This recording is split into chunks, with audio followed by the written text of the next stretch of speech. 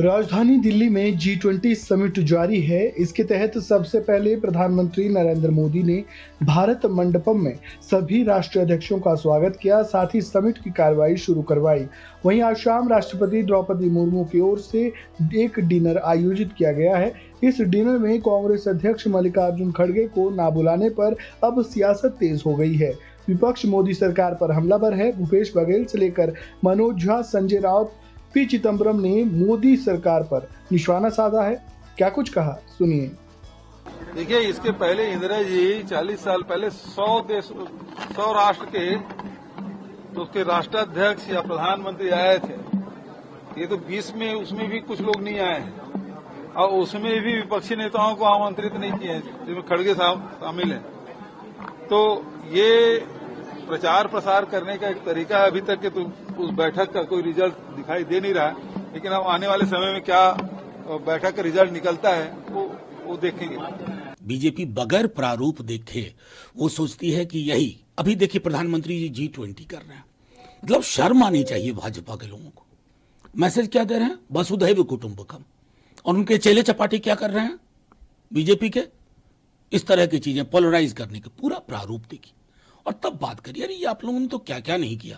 बजरंग दल को बजरंग बली के बराबर कर दिया था कर्नाटका में। जनता समझदार है। No, what's contrary about it? I mean, they've decided not to invite the leader of the opposition. It tells you something. I mean, it tells you that they don't value the leader of 60% of India's population, and it's something that people should think about. Why they're feeling the need to do that, and what is the type of thinking that goes behind that.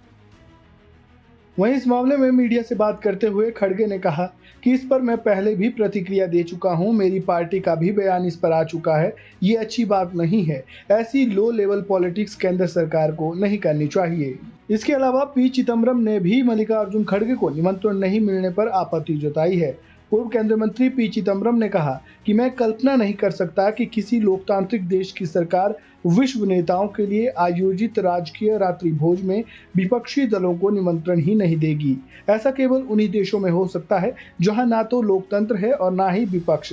मुझे उम्मीद है कि India यानी भारत उस स्थिति में नहीं पहुंच गया है जहां लोकतंत्र और विपक्ष का अस्तित्व खत्म हो जाएगा। वहीं शिवसेना यूबीटी नेता संजय राउत ने कहा कि आपने मनमोहन सिंह को डिनर में बुलाया है। आपको मालूम है कि मनमोहन सिंह की तबीयत ठीक नहीं है, वह नहीं आने वाले हैं, लेकिन विपक्ष के नेता मल्लिकार्जुन खड़गे को नहीं बुलाया है। अगर लोकतंत्र में विपक्ष के नेता को स्थान नहीं है तो ये तानाशाही है।